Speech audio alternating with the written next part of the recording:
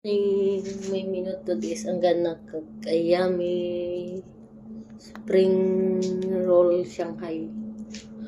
This is my meat, only little. I think it's a 1/4 or half. And this is my onion, carrots, spring onion. And my garlic is here. I just chop small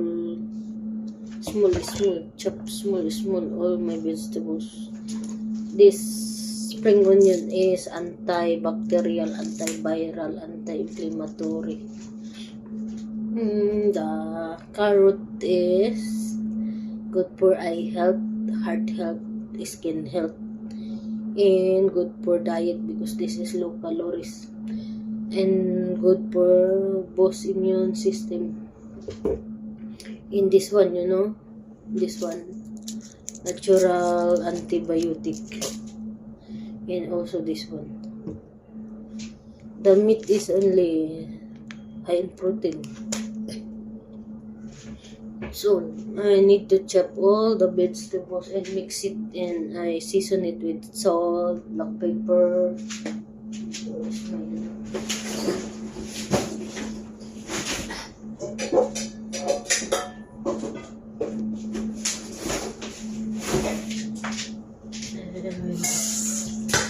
I just put eggs to make it stick.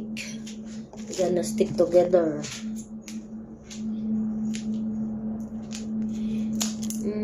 Sorry for my voice, guys. I have colds this time because of the weather. When I go out last Saturday, very hot outside. That's why I have colds today, this time.